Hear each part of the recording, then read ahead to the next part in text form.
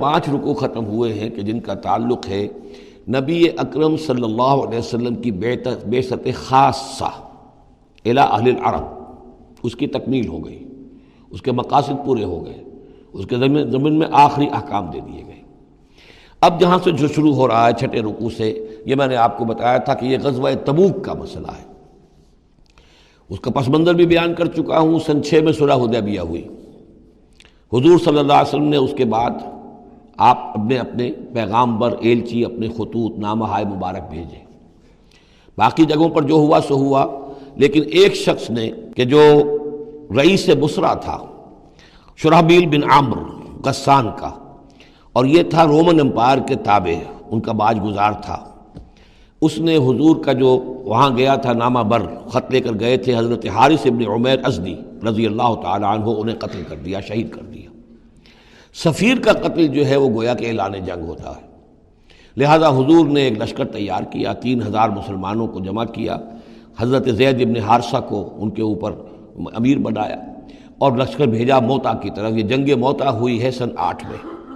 جمادی الاولیٰ سن 8 میں جنگ موتا ہوئی ہے۔ اس میں ہوا یہ کہ وہاں سے رومیوں کا لشکر آ گیا 1 لاکھ کا،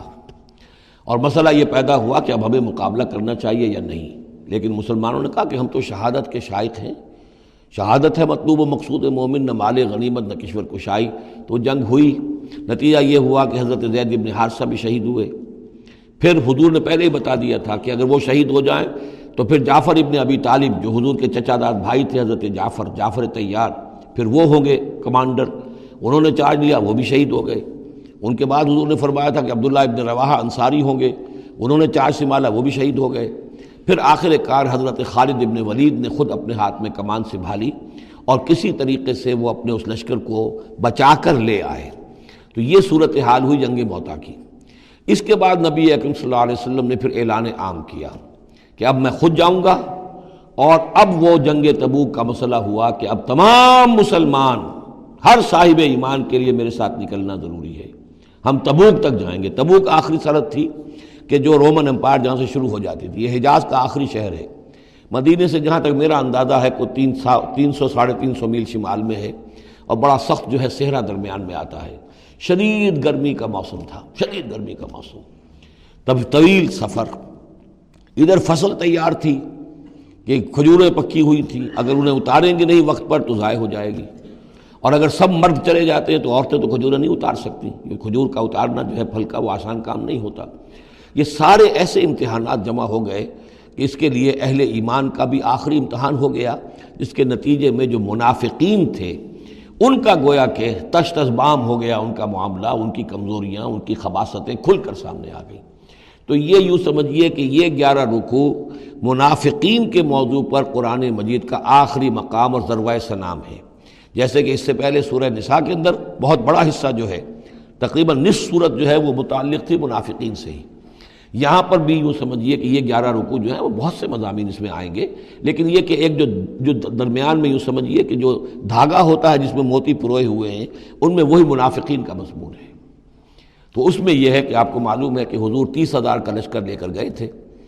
اور اس میں وہاں جا کر ہرقل اگرچہ موجود تھا، ہیرکلیس، لیکن اس نے مقابلے میں آنے کی جرت نہیں کی۔ وہ پہچان چکا تھا کہ یہ اللہ کے رسول ہیں، اور میں اگر براہ راست ان کے مقابلے میں آؤں گا تو مار کھا جاؤں گا۔ حضور وہاں مقیم رہے، وہاں کے آس پاس کے لوگ آئے، انہوں نے معاہدے کیے، اپنی سرحدوں کو آپ نے محفوظ کیا، اور پھر آپ واپس آ گئے۔ گویا کہ جنگ کی نوبت نہیں آئی، لیکن یہ کہ دھاک بیٹھ گئی حضور کی اور مسلمانوں کی کہ سلطنت روما نے پسپائی اختیار کی ہے، رومن امپائر مقابلے میں آنے کی ہمت نہیں کر سکی۔ تو وہ جو بھی جنگ موتا کی وجہ سے جو کچھ ہوا اکھڑی تھی، اللہ تعالیٰ نے اس ہوا کو دوبارہ جو ہے قائم کر دیا۔ بہرحال اس کے بعد یہ سلسلہ آگے بڑھا حضرت ابوبکر کے زمانے میں، کیونکہ حضور نے اپنے مرض وفات میں بھی ایک لشکر تیار کر دیا تھا، اور زید ابن حارثہ رضی اللہ تعالیٰ عنہ کے بیٹے حضرت اسامہ ابن زید کو اس کا سربراہ مقرر کیا تھا۔ جب آپ کا انتقال ہوا ہے تو وہ لشکر تیار تھا۔ اب اس موقع پر جو منافقین کی جان پر بن گئی، تو خطاب تو شروع ہو رہا ہے یا ایھا الذین آمنوا سے، لیکن وہ بات ذہن میں رکھ لیجیے جو میں نے سورہ نساء میں آپ سے کہی تھی کہ منافقین سے بھی خطاب ہوتا ہے تو یا ایھا الذین آمنوا کے صیغے سے ہوتا ہے، اس لیے کہ وہ بھی مسلمان تھے، ایمان کا دعویٰ کرتے تھے۔ یا ایھا الذین آمنوا ما لکم اذا قیل لکم انفروا فی سبیل اللہ ثاقلتم الی الارض، اے ایمان کے دعوے دارو، تمہیں کیا ہو گیا ہے جب تم سے کہا جاتا ہے نکلو اللہ کی راہ میں تو تم گرے جاتے ہو، دھسے جاتے ہو زمین کی طرف، یعنی کہ وہ پاؤں من کے بھر کے ہو گئے اور اٹھا نہیں جا رہا، حوصلہ جو ہے جواب دے گیا۔ ارضیتم بالحیات الدنیا من الآخرہ، اب یہ وہی سرچنگ کویسچن، ذرا سوچو کیا تم نے آخرت کی بجائے دنیا کی زندگی کو قبول کر لیا ہے؟ دعوے دار تو ہو ایمان بالآخرت کے، لیکن اگر تم اللہ کی راہ میں جنگ کے لیے نکلنے کے لیے تیار نہیں ہو تو اس کا مطلب یہ کہ تم آخرت ہاتھ سے دے کر اور دنیا خرید رہے ہو۔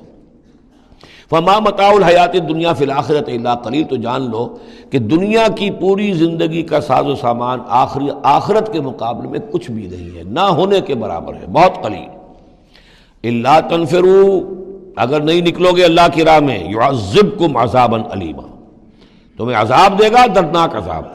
ویستبدل قوما غیرکم، اور تمہیں ہٹا کر کسی اور قوم کو لے آئے گا۔ اس نے اپنے دین کا جھنڈا اٹھوانا ہے، تم نہیں اٹھاتے، تمہیں دفع کرے گا، ریجیکٹ کرے گا، مردود کر دے گا اور کسی اور قوم کو لے آئے گا۔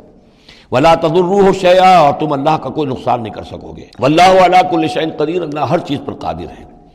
الا تنصروہ، اگر تم ان کی مدد نہیں کرو گے یعنی حضور کی، فقد نصرہ اللہ اذ اخرجہ الذین کفروا ثانی اثنین اذ ہما فی الغار، جبکہ کافروں نے انہیں اپنے گھر سے اور مکے سے نکلنے پر کر دیا تھا، جبکہ دو میں کے دوسرے تھے، دو ہی تھے، حضور تھے اور حضرت ابوبکر تھے رضی اللہ تعالی عنہ۔ اذ ہما فی الغار، جبکہ وہ دونوں غار میں تھے۔ اذ یقول، یہ غار ثور کا واقعہ ہے۔ اذ یقول لصاحبہ لا تحزن، جب حضرت ابوبکر نے رضی اللہ تعالی عنہ یہ کہا کہ حضور یہ تو پہنچ گئے ہیں غار کے دہانے تک، اگر کسی نے ذرا بھی نیچے جھانک لیا تو ہم نظر آ جائیں گے، تو حضور نے فرمایا لا تحزن، فکر نہ کرو، ان اللہ معنا، اللہ ہمارے ساتھ ہے۔ فانزل اللہ سکینتہ علیہ، تو اللہ تعالیٰ نے تسکین اور سکون نازل کر دیا ان پر، وأیدہ بجنود لم تروہا، اور ان کی مدد فرمائی ان لشکروں سے جنہیں تم نہیں دیکھتے، وجعل کلمۃ الذین کفروا السفلی، اور جس کا نتیجہ یہ نکلا ہے کہ کافروں کا کلمہ جو ہے وہ نیچا پڑ چکا ہے، پورے جزیرہ نما عرب کے اندر اللہ کا دین جو ہے غالب آ چکا ہے۔ وجعل کلمۃ الذین کفروا السفلی، اللہ نے بنا دیا ہے کافروں کی بات کو سب سے نیچے، وَكَلِمَةُ اللَّهِ هِيَ الْعُلْيَا، اور اللہ کا کلمہ تو سب سے اونچا ہے ہی، واللہ عزیز الحکیم، اللہ تعالیٰ زبردست ہے، حکمت والا۔ انفروا خفافا وثقالا، نکلو خواہ ہلکے خواہ بوجھل۔ یہ ہلکے اور بوجھل کے دو پہلو ہو سکتے ہیں، یا تو داخلی طور پر بوجھل دل کے ساتھ نکلو یا آمادگی کے ساتھ نکلو، نکلنا پڑے گا۔ اب یہ نکلنا فرض عین ہے، یہ نفیر عام ہے۔ وہ بات گئی جبکہ صرف تحریض تھی، ترغیب تھی، وہ دور ختم ہوا۔ اب نکلنا پڑے گا، اس جنگ میں نفیر عام ہے، چاہے بوجھل دل کے ساتھ نکلو اور چاہے کھلے دل کے ساتھ اور آمادگی کے ساتھ نکلو۔ اور اس کے ایک معنی یہ بھی ہو سکتے ہیں، چاہے تمہارے پاس ساز و سامان کافی ہے تب بھی نکلو، کم ساز و سامان ہے تب بھی نکلو۔ تو خارجی طور پر بھی ہو سکتا ہے یہ بوجھل اور ہلکا، اور داخلی طور پر بھی۔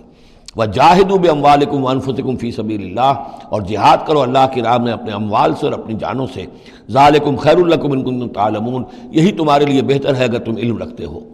لَوْ كَانَ عَرَضًا قَرِيبًا، اگر انہیں توقع ہوتی کہ مال قریب ہی ہے، قریب ہی ہمیں مال مل جائے گا، غنیمت مل جائے گی، وَسَفَرًا قَاصِدًا، اور اس کے لیے سفر بھی جو ہے وہ چھوٹا ہے، بڑا نہیں ہے، لَاتَّبَعُوكَ، تو یہ سب اے نبی آپ کی پیروی کرتے، آپ کے ساتھ چلتے۔ وَلَكِنْ بَعُدَتْ عَلَيْهِمُ الشُّقَّةُ، لیکن ان کو تو بڑی بھاری پڑ رہی ہے، بڑی دور کی مسافت نظر آ رہی ہے، اتنا دور، اور اس میں اعلان کر دیا تھا حضور نے۔ حالانکہ فتح مکہ کے موقع پر بھی حضور نے خفیہ رکھی تھی اپنی ساری اسکیم، اور عام طور پر جنگوں میں یہ ہوتا ہے،